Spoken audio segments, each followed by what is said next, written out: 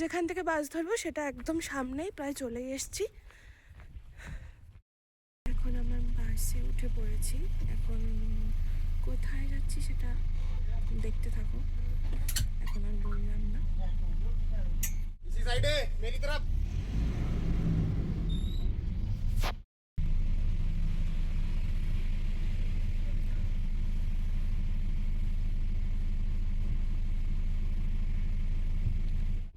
এখন বাজে মোটামুটি 5:30 মতো, আর এখন আস্তে আস্তে আলো ফুটছে যত উপরের দিকে যাচ্ছি। আকাশটা এত অসাধারণ লাগছে দেখতে, আর কি বলবো। ফোনে হয়তো অত সুন্দর বোঝা যাচ্ছে না, কিন্তু সামনে থেকে একদম মনোমুগ্ধকর লাগছে। কাল দেরাদুন অবধি আমি ভেবেছিলাম কেদারকান্ঠা ট্রেকে যাব, কিন্তু ডেস্টিনেশন আপাতত চেঞ্জ হয়ে গেছে। এখন কিন্তু 7:30 পৌনে 8টা মতো বাজে। আপাতত আমি আমার ডেস্টিনেশন চেঞ্জ করে কোথায় যাচ্ছি সেটা জানতে হলে সাথে থাকো। আপাতত প্রকৃতিটা এনজয় করো, রাস্তাটা দেখতে দেখতে চলো, আর লাস্ট ডেস্টিনেশন আমি কোথায় গিয়ে পৌঁছাই সেটা জানতে হলে লাস্ট অবধি দেখো ভিডিওটা। এখন চলে এসেছি উত্তর কাশীতে। এই মুহূর্তে প্রচণ্ড ঠান্ডা, নিচের থেকে অনেক বেশি ঠান্ডা এখানে।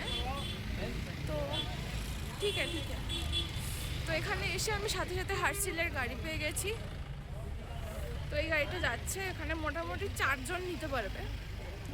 কাজের জিনিসপত্র যাচ্ছে গাড়িটায়, 4 জনকে তুলতে পারবে। তো আমার ভাবলাম একটুখানি বসে রেস্ট নিয়ে যাব, কিন্তু গাড়ি পেয়ে গেছি যখন চলেই যাবো, আর লেট করব না। আর একটুখানি চা খেয়ে নিচ্ছি মাঝখানে। তো চলো টাটা, পরে দেখা হচ্ছে। এর মধ্যে একটা ভালো কাজ আমি করে নিয়েছি, যেটা হলো, বোঝা যাচ্ছে, এই জ্যাকেটটা কিনে নিয়েছি কারণ শীত করছে, আর আমার যে ব্যাগটা অলরেডি ওপরে তোলা হয়ে গেছে গাড়ির। তো সেই জন্য আমি জ্যাকেট কিনে নিলাম একটা, না হলে ভীষণ ঠান্ডা লাগবে। আমি বুঝতেই পারছি এখানেই ঠান্ডা ঠান্ডা লাগবে, আরও উপরে গিয়ে আরও ঠান্ডা লাগবে। তাই জ্যাকেটটা কিনলাম। জ্যাকেটটা কত নিয়েছে বলো তো, কমেন্ট করে জানাও কত নিতে পারে এখানে। আর এই হচ্ছে সেই গাড়ি, যে গাড়িতে আমি যাব। এই যে ম্যাক্সিমাম জিনিস যাচ্ছে হচ্ছে গিয়ে মালপত্র, আর 2-3 জন প্যাসেঞ্জার নিতে পারবে। আর এই হলো সে উত্তর কাশী।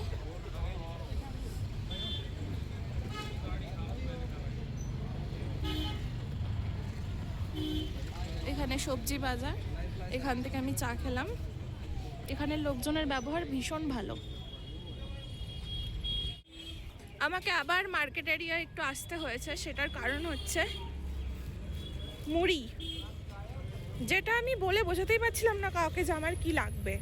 তারপরে অনেক কষ্ট করে আমি বের করলাম যে এখানে মুড়িকে মুড়মুড়া বলে, আর বলে লায়া। তো যাই হোক, আমি পেয়ে গেছি। মুড়িটা কেনার একটা কারণই হলো যে আমি যতক্ষণ বাসে ছিলাম ম্যাক্সিমাম টাইম আমি বমি করেছি। লাস্টে আমার পেটে কিছু নেই, তাই শুধুমাত্র জল উঠছিল, এবং সর্বশেষে কিছুই আর আসছিল না, শুধু এক তুলছিলাম। তো আমি বাড়িতে ফোন করলাম, তখন আমার বাপি আমাকে বলল, কিচ্ছু খাবি না এখন, গ্যাস হয়ে যাবে উল্টে, তুই এখন মুড়ি খা, মুড়ি খেতে পারিস। তো আমি তাই জন্য অনেক কষ্ট করে খুঁজে মুড়িটা কিনলাম, কারণ এরপরে বমি করলে পেট থেকে কিছু বেরোতে তো হবে অন্তত। আমার পেটে বেরোনোর মতোও কিছু নেই আর। তাই জন্য শরীরটাকে সুস্থ রাখার জন্য আমাকে যে করে হোক মুড়িটা জোগাড় করতে হতো। তাই যাই করে হোক মুড়িটা আমি হাতে নিয়ে সাথে করেই যাচ্ছি। মাঝে মাঝে একটু মুড়ি মুখে দিচ্ছি, আর এত সুন্দর দৃশ্য এনজয় করতে করতে যাচ্ছি। এই নদীটা দেখো একবার, মানে কালারটা দেখো জলের, এত নীল। আমি জানি না লোকেরা বাইরে বিদেশে কি করতে যায় এত সুন্দর দৃশ্য দেখতে, আমাদের ভারতবর্ষে এত সুন্দর সুন্দর জায়গা থাকতে আমি জাস্ট চোখ সরাতে পারছি না নদীর দিক থেকে। তোমরাই একবার বলো, এত সুন্দর জায়গা, এত ভ্যারাইটি, পাহাড় পর্বত মরুভূমি আমাদের দেশে ছাড়া অন্য কোন দেশে এরকম সব কিছু সুন্দর সুন্দর প্রকৃতি একসাথে পাওয়া যাবে। আমি এখনও অবধি যত জায়গা ঘুরেছি এখনও অবধি আমার সব থেকে বেস্ট লাগে হিমাচল প্রদেশ। আর কিন্তু এখানে আসার পরে আমি প্রথম দিন যখন আমি জানিও না কখন পৌঁছাবো এবং এখনও পৌঁছাইনি, রাস্তাতে রয়েছি, এখন থেকেই কিন্তু আমার মনে হতে লাগছে হয়তো আমি পরবর্তীকালে এই কথাটা বলতে পারবো না যে হিমাচল প্রদেশ আমার সবচেয়ে ভালো লাগে, কারণ উত্তরাখণ্ডের এই রূপটা আমি জাস্ট ফার্স্ট টাইম দেখলাম।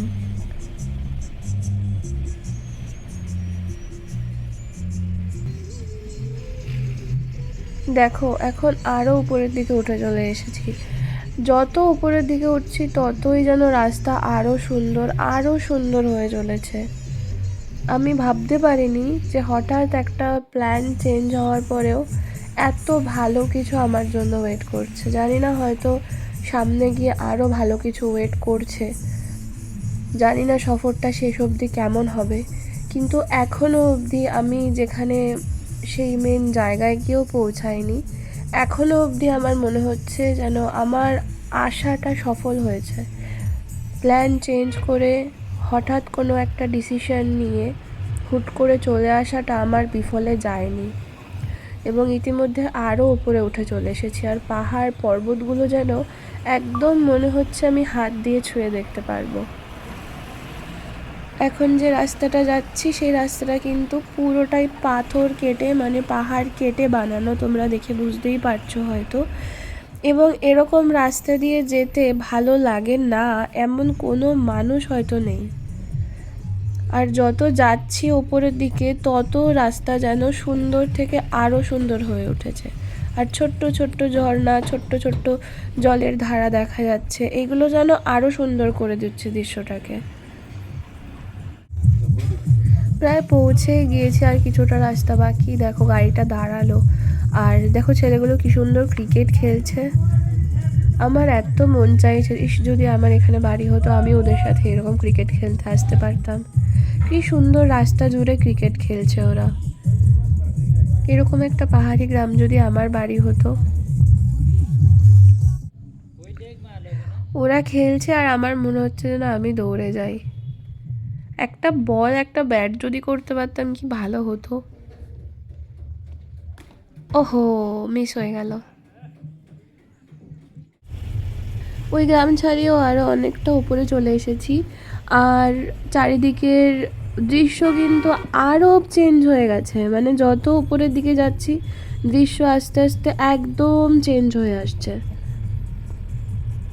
তোমরা বলো এতক্ষণ ধরে আমার সাথে থেকে এতক্ষণ ধরে এই দৃশ্যগুলো দেখে তোমাদের কীরকম লাগছে। আচ্ছা চলো এবার জানিয়ে দিই আমি কোথায় এলাম। হার্শিল পৌঁছে গেছি, কিন্তু এখানে জম্মের ঠান্ডা। এতটা ঠান্ডা হবে বুঝতে পারিনি। দেখা যাক।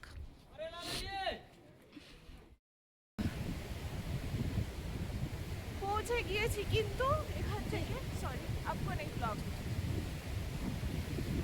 পৌঁছে গিয়েছি, কিন্তু আমার ওখানে একটুখানি বেশি মনে হচ্ছিল যে হোটেল একটু এক্সট্রাই ওখানে ভিড়। যতটা এক্সপেক্ট করছিলাম তার থেকে একটু বেশি লোকজন। তো এখন আমি বাগড়ি গ্রামের দিকে যাচ্ছি, এখান থেকে হেঁটে একটু আউটসাইড।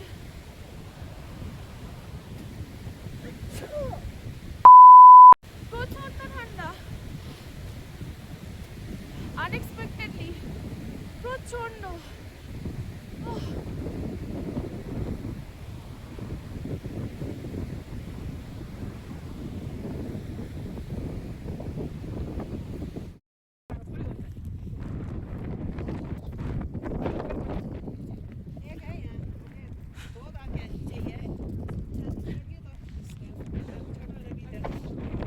আপাতত এই আন্টিগুলোর সাথে যাচ্ছি, দেখা যাক কার বাড়িতে থাকতে পারি।